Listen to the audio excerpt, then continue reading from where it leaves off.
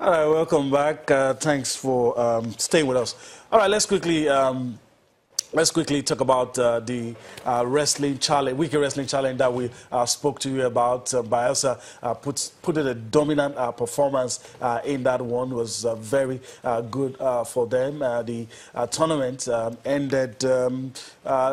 ended last week, and a lot of interesting performances. We had Messi Genesis doing well in our category. Most of the national team, you know, some of the stars that represent the national team also put up credible performances. And, of course, it will make you happy that those guys that we expect to do us proud are doing well. But let's quickly go to Pt.1 now and, you know, listen to what the organizers had to say, talking about the sports commissioner, Boma Iyaye, and the commissioner for information, the general impression about the tournament and what the state plans to do for wrestling.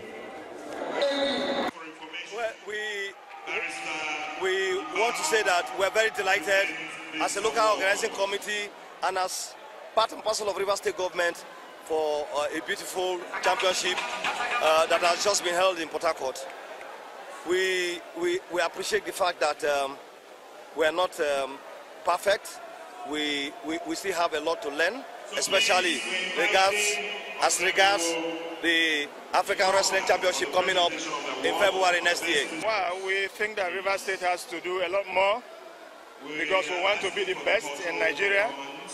We want to be one of the best that will be representing Team Nigeria in the African Championship coming up in February. And so a lot more needs to be done. And we will support our athletes, the Rivers people particularly, who will be participating in the African Championship. All right, welcome back. That was some reactions from the just concluded Weekend Wrestling Challenge. All right, let's quickly introduce our guests this morning. Chinazia Ibonye joins us now. There's a lot to talk about, but let me welcome you first to the show this lovely Monday. Good morning.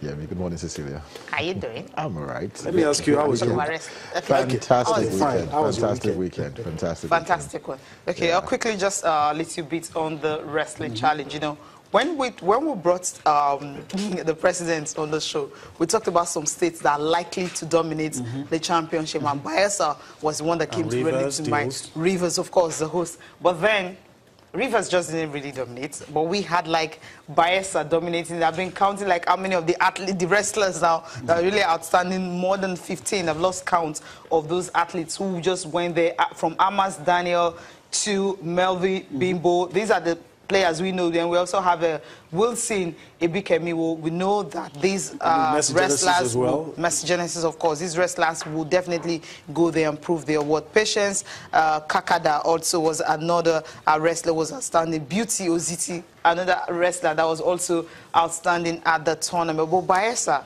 what? I don't know. What's the secret? Well, let's know, Borodudu. Okay. It's about interest, you know.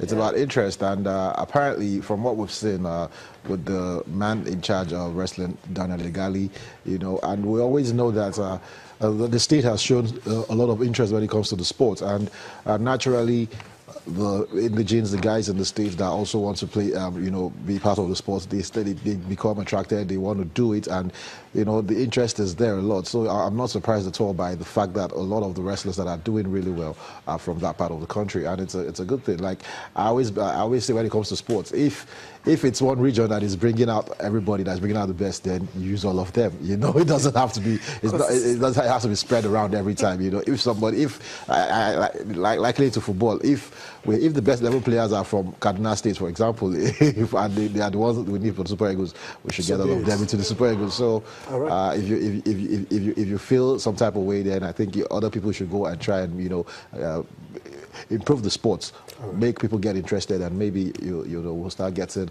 a larger pool of wrestlers to pick up. This is the first time you're here after the FIFA World Cup draw. Yep. I think it's only fitting for us, to ask you about your impression about the draw. I mean, Argentina again, that's the song on everybody's lips. For some reason, because I did a podcast before the draw, and I said that for some reason I felt we'll get Argentina and we'll end up in Group D.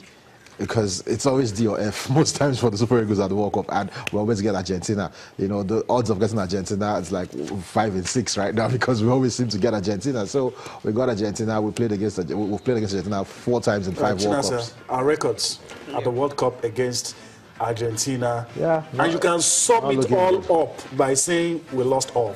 Yeah, they have a 100% winning record against Nigeria. But the thing is, looking at just all the games. Just say it's a slim. Look, that's looking at all the games. You know, it's one goal margin. So it just shows you that it's not like they come and run roughshod all over the Super Eagles. It's always a very close game. And the Argentines, though, they don't even like. I don't think they actually like coming up against the Super Eagles. And this time around, we're playing them. It's the 3rd game, the final game of the group.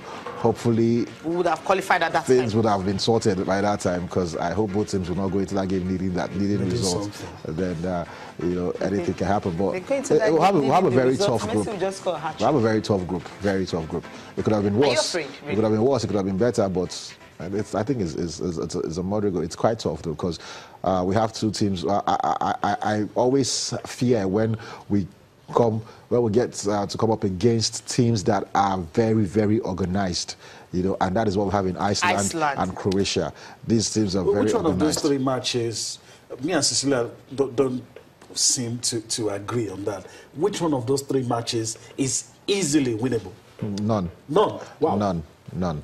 You know, I don't think any of the 3 matches is easily winnable. Because now you start Iceland easily. No way. That might just be our most. I think we should concentrate on our first game, which is Croatia. Do everything possible not to avoid defeats. Get a win, fantastic. Maybe worst case scenario, get a draw. You know, in that game. Then moving on from there. Worst case, a draw. No. Maybe 5 points. Maybe 5 points should be enough for us in this group. However we get it, I don't want to know.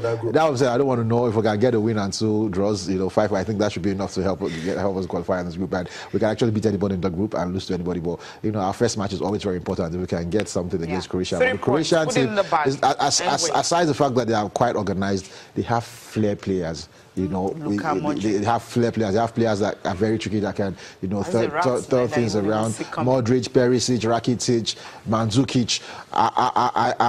I'm afraid to see what Mandzukic will do. Mandzukic is not as good as he used to be. But the thing is, the kind of forward, the kind of forward Mandzukic is, he will be on your case every, you know, and Leon Balogun and Trustekong, they will have their work cut out, because Mandzukic he's, you know, people call him a defending striker because he's always, he tackles.